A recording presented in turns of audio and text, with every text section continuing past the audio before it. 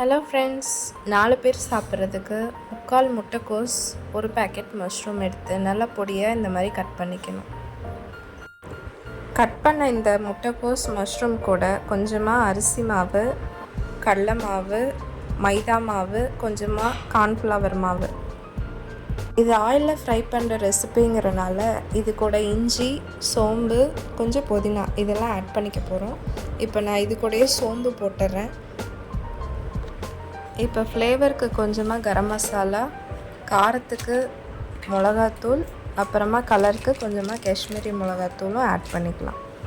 இது கூடவே 1/2 ஸ்பூன் மஞ்சள்தூள், உப்பும் போட்டு நல்லா பிசைஞ்சிட்டே வந்தோன்னா இதில் இருக்கிற தண்ணி அப்படியே அதுலேருந்து வெளியில் வர ஆரம்பிக்கணும். அதுவே போதுமானது. கொஞ்சமாக பிசைஞ்சதுக்கப்புறம் இதுக்கு உப்பு, காரம் எது தேவையோ அதை மறுபடியும் ஆட் பண்ணிக்கோங்க. ஸோ இப்போ என்ன பண்ணணுன்னா, இப்போது ரோலிங்கில் போன்ற மாதிரி குண்டாவை சுற்றி விட்டு கிளறணும்.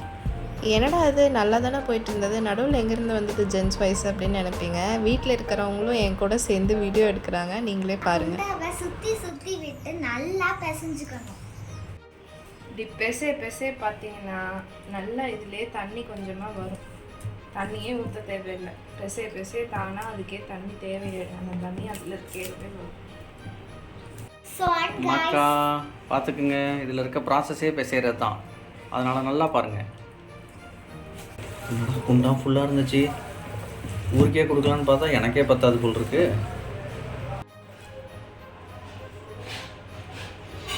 இப்போ இதில் இஞ்சி, பூண்டு, 3 பச்சை மிளகா, 3 தக்காளி, சின்ன தக்காளிங்கிறதுனால 3 எடுத்திருக்கேன். பெருசாக இருந்தால் நீங்கள் 2 எடுத்துக்கோங்க.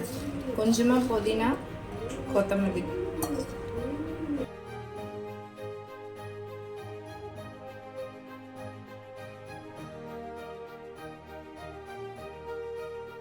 முடிஞ்ச வரைக்கும் ஃப்ரைங்க்கு தேங்காய் எண்ணெய் தாங்க யூஸ் பண்ண பார்ப்போம். ஏன்னா தேங்காய் எண்ணெய் அதிகமாக ஃபேட் இல்லாதனால ரொம்ப கொலஸ்ட்ராலும் ஆட் ஆகாது. இந்த மாதிரி ஃப்ரையிங் ஐட்டம் தேங்காய் எண்ணெய் தாங்க பெஸ்ட்டு. நல்லா கோல்டன் ப்ரௌன் ஆன உடனே இதை எடுத்துகிட்டு அடுத்த பேட்ச் போட்டுக்கலாங்க. இந்த மாதிரி பிசைஞ்சு வச்ச எல்லாத்தையுமே போட்டு எடுத்துக்கலாம். இந்த ஃப்ரைங் முடிகிற ஓரத்தில் நம்ம ஒரு கடாயில் கொஞ்சமாக எண்ணெய் விட்டு அதில் ஒரு வெங்காயம், அரைச்சி வச்சுருந்த அந்த பேஸ்ட்டு, 2 ஸ்பூன் சாஸ் இதெல்லாம் ஆட் பண்ணி 3 ஸ்பூன் கார்ன்ஃப்ளவரை தண்ணியில் நல்லா கரைச்சி எடுத்து வச்சுக்கலாங்க.